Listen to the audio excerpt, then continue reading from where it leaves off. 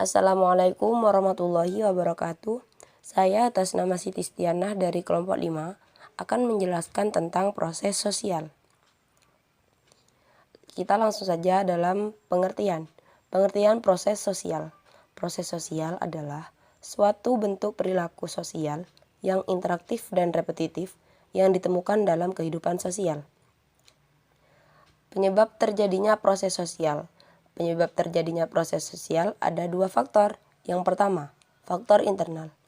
Faktor internal antara lain 1. Dorongan untuk meneruskan keturunan. Yang kedua, dorongan untuk mempertahankan kehidupan. Yang ketiga, dorongan untuk berkomunikasi. Untuk yang kedua yaitu faktor eksternal. Faktor eksternal sendiri ada beberapa macam. Yang pertama, imitasi. Yang kedua, sugesti. Yang ketiga, identifikasi. Yang keempat, proses simpati. Yang kelima, motivasi. Yang keenam, proses empati. Saya akan sedikit menjelaskan tentang faktor eksternal. Yang pertama yaitu tadi imitasi. Imitasi yaitu proses sosial atau tindakan seorang untuk meniru orang lain, baik sikap, penampilan, ataupun gaya hidupnya. Imitasi ini biasanya muncul di lingkungan tetangga atau masyarakat. Yang kedua, sugesti, yaitu rangsangan atau pengaruh yang diberikan seseorang individu kepada individu lain, sehingga orang yang diberikan sugesti menuruti atau melaksanakannya tanpa berpikir lebih kritis. Yang ketiga, identifikasi. Identifikasi sebenarnya merupakan kecenderungan atau keinginan dalam diri seseorang untuk menjadi sama dengan pihak lain. Identifikasi sifatnya lebih mendalam daripada imitasi, karena kepribadian seseorang dapat terbentuk atas dasar proses ini. Yang keempat yaitu proses simpati.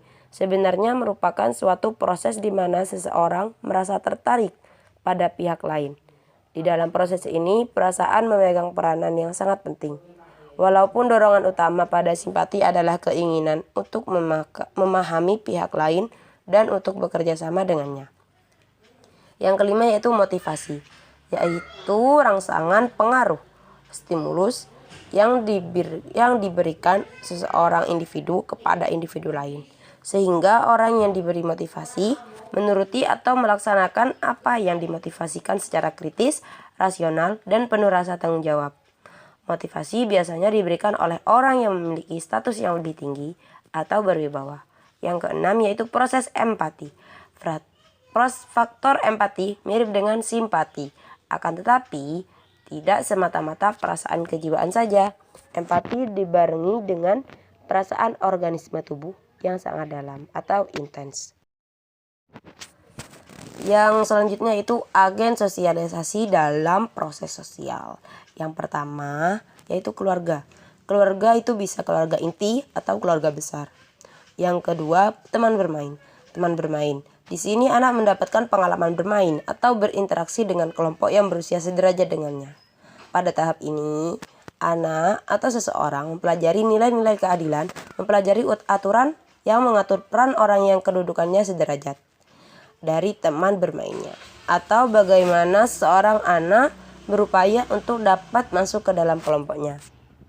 Yang ketiga yaitu sekolah. Sekolah yaitu pendidikan formal yang mengajarkan peran-peran baru untuk persiapan di kemudian hari, seperti kemandirian, prestasi, universalisme, dan lain-lain. Yang keempat yaitu media massa. Media massa berperan penting juga dalam proses sosial. Berbagai tayangan di media massa elektronik telah mengubah perilaku seseorang dalam beberapa dekade terakhir.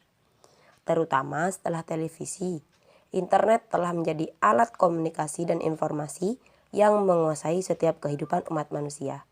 Sejak masa kanak-kanak hingga masa dewasa, sehingga media akan menjadi media yang efektif untuk merubah suatu pikiran maupun perilaku masyarakat dalam waktu yang relatif singkat, terutama bila di lingkungan keluarga maupun sekolah tidak ada model yang kuat sebagai benteng pertahanan.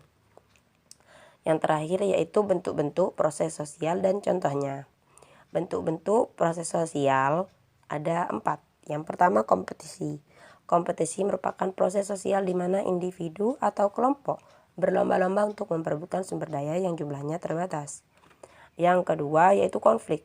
Konflik merupakan proses sosial di mana untuk mendapatkan sumber daya atau keuntungan, satu pihak harus menjegal pihak lain dengan menggunakan ancaman dan kekerasan.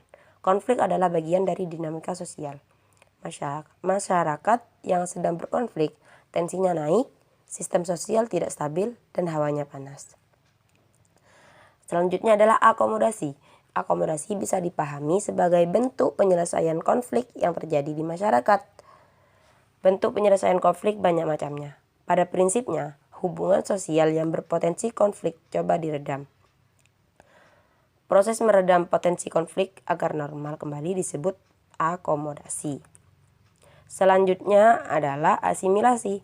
Asimilasi merupakan proses sosial di mana individu atau masyarakat dengan karakteristik kultural yang berbeda satu sama lain bertemu, berinteraksi, hidup berdampingan, sehingga terjadi penyelarasan atau peleburan budaya.